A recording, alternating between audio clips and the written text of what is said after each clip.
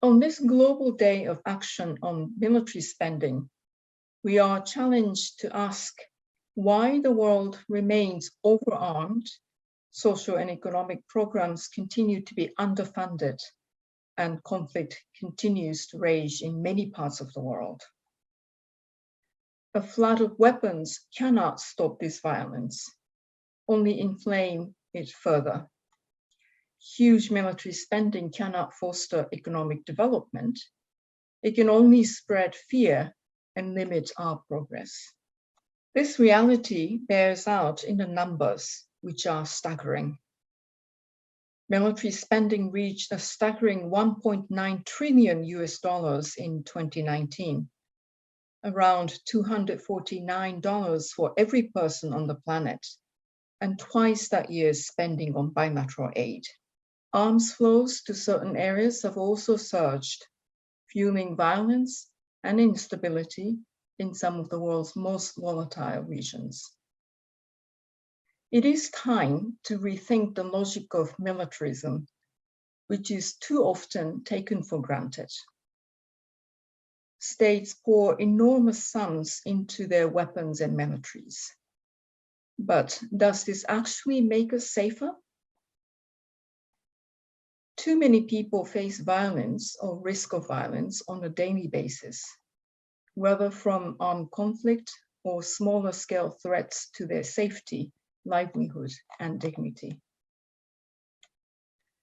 Instead of using human-centered approaches to tackle the real dangers of our time, dangers that cannot be vanquished through bombing or shelling, we continue to measure our security by the strength of our armies.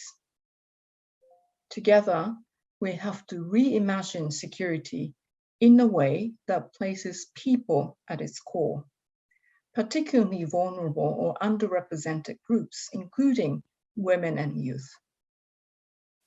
Only then can we respond effectively to our most pressing challenges like poverty, inequality, climate change, and the impact of the COVID-19 pandemic. Our primary roadmap to address these challenges is the 2030 Agenda for Sustainable Development and its 17 goals. And while achieving these sustainable development goals is costly, militarism is even more costly.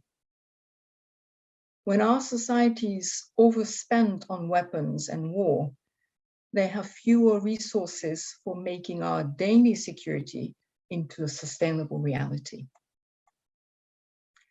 Just 1/10 of the world's 2019 military spending would be enough to alleviate extreme poverty in 46 low-income countries, according to one estimate.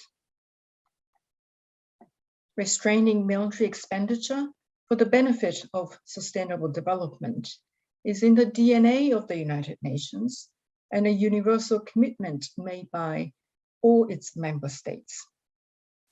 A commitment to the least diversion of the world's human and socio-economic resources to armament is enshrined in the UN Charter. Now is the time to reconsider our world's seemingly endless increases in military spending.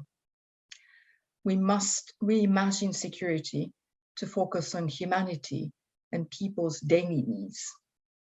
We must develop a common vision to free our world of its weapons addiction. We must act now.